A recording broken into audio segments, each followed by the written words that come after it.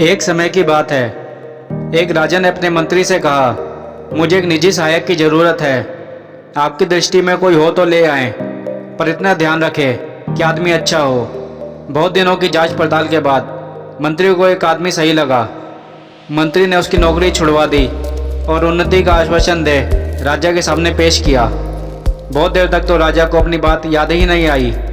बाद में बोले, हाँ, उस समय शायद कोई बात मन में थी, पर अब कोई बात नहीं है। मंत्री ने कहा, महाराज, मैंने इसे हजारों में से एक छांटा है और इसकी बढ़िया नौकरी भी छुड़वा लाया हूँ। राजा ने जरा सोचकर कहा, हमारे पास तो इस समय कोई काम नहीं है, पर तुम बहुत कह रहे हो तो हम अपने निजी कार्यालय में चपरासी रख सकते हैं। वेतन 15 रुपये मिलेगा।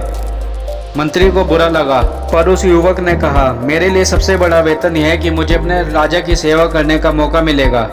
और वह तैयार हो गया। मंत्री जब उसे कार्यालय में छोड़ने गया तो वहाँ धूल ही धूल थी, क्योंकि राजा वहाँ न कभी जाते थे और ना काम करते थे। मंत्री दुखी हुआ, पर युवक खुश था।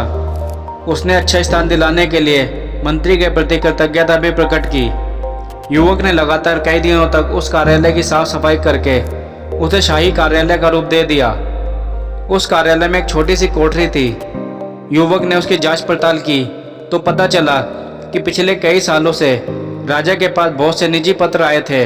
उनके लिफाफों का ढेर भी उस कोठरी में पड़ा था। उनमें से बहुत से लिफाफों पर सोने की पच्चीकारी थी और रत्न जड़े हुए थे।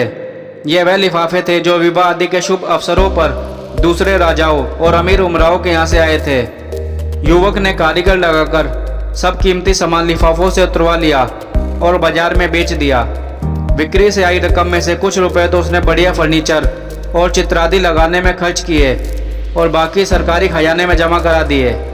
जहाँ वह सामान बिका उसकी भी रसीद ली और जहाँ से यह सामान खरीदा गया उसकी भी रसीद ली। अब वह स्थान सचमुच शाही हो गया। चुगलखोरों ने राजा से उसकी शिकायत कर दी कि वह रुपये लूट रहा है। एक दिन राजा गुस्से में भरे वहाँ आए तो देखकर दंग रह गए। फिर भी उन्होंने तेज आवाज में पूछा, तुमने यह सजावट किसके रुपयों से की है?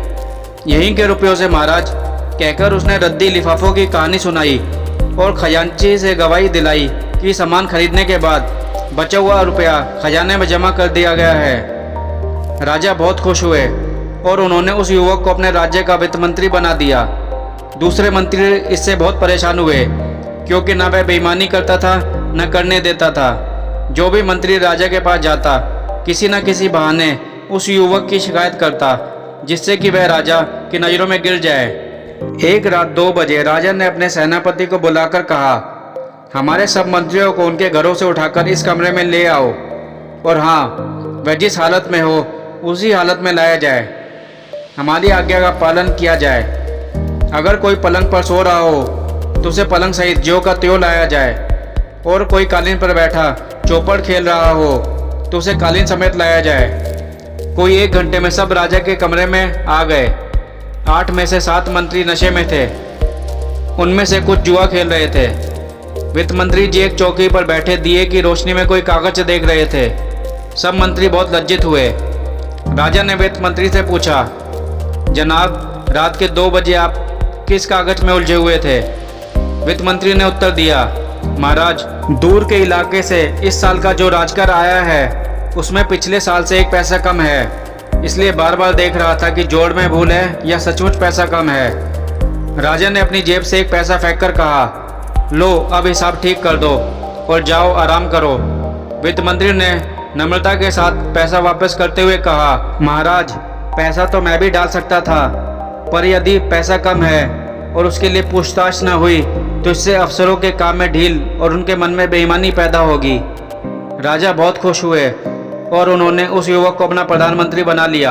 अतः इस कहानी से हमें यह शिक्षा मिलती है कि अगर हम अपना काम ईमानदारी से करें तो हमें आगे बढ़ने से कोई नहीं रोक सकता।